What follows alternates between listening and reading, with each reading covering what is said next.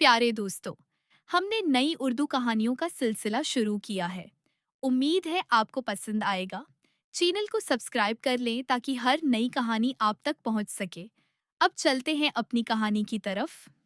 शहर की रोशनियां मुद्दम पड़ चुकी थीं और फजा में एक प्रासरार खामोशी का राज था, लेकिन जुया के दिल के अंदर बेचैनी का एक तूफान बरपा था। आज उनकी शादी की पहली सालगिरह थी और हमाद ने वादा किया था कि वो वक्त पर घर आएगा। जोया ने सख्त रेशमी साड़ी पहन रखी थी, बालों को एक साइड पर गिराकर कुंधे पर सजाया था और उसकी आंखों का काजल उसके इंतजार की शिद्दत को बयान कर रहा था।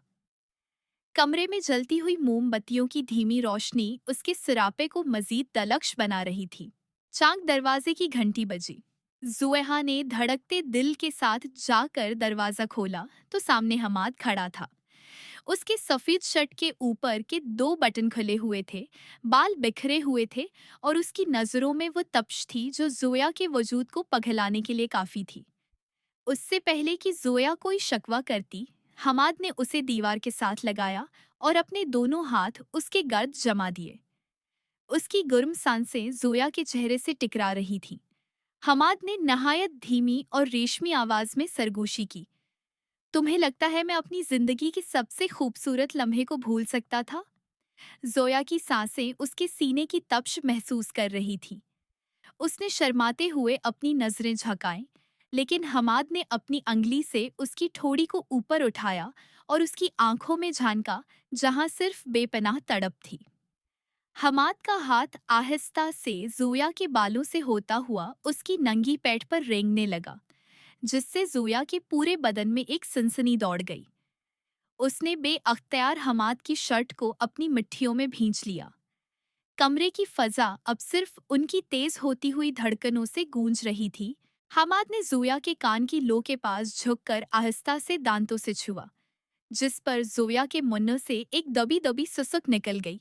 हमाद, उसने मुश्किल अपना नाम पुकारा, लेकिन हमाद ने उसके लबों पर अपनी अंगली रखकर उसे खामोश कर दिया। अब लफ्जों की जरूरत नहीं थी, अब सिर्फ एहसासात का राज था। हमाद ने उसे अपनी गोद में उठाया और आहिस्ता से बेड की तरफ बढ़ा, जहां फूलों की महक पहले से ही फजा को बोझल बना रही थी। बेड पर लटाते ही हमाद ने उसके चेहरे को अपने हाथों के प्याले में भर लिया और उसके माथे, आंखों और फिर गालों पर इन गंध से सबत किए। जोया ने हिम्मत जमा करके उसके गले में हाथ डाले और उसे अपने और करीब कर लिया। हमाद का लम्स अब बेबाक हो रहा था। वो जोया के वजूद के हर गोशे को अपनी मोहब्बत से सीराब करना चाहता था। उसकी उंगलियां साड़ी के पुल्लों से होती हुई जोया की कमर के गर्द घूम रही थीं, जैसे वो कोई उधौरी नज्म मुकम्मल कर रहा हो। रात गहरी होती गई और कमरे की तपिश बढ़ती चली गई।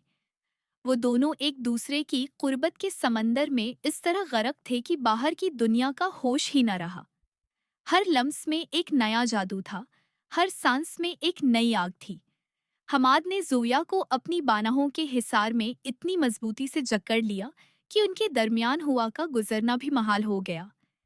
ये सिर्फ दो जिस्मों का मिलाप नहीं था, बल्कि दो रूहों का एक दूसरे में जम हो जाने का वो लम्हा था जिसका इंतजार उन्होंने बरसों किया था।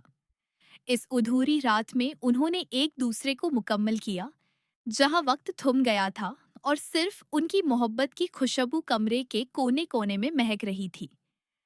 जब सुबह की पहली किरण ने खिड़की से झांका, तो वो दोनों एक दूसरे के बाजुओं में सुकून की नींद सो रहे थे, जैसे कोई तवील और हसीन सफर मुकम्मल करके मंजिल पाली हो।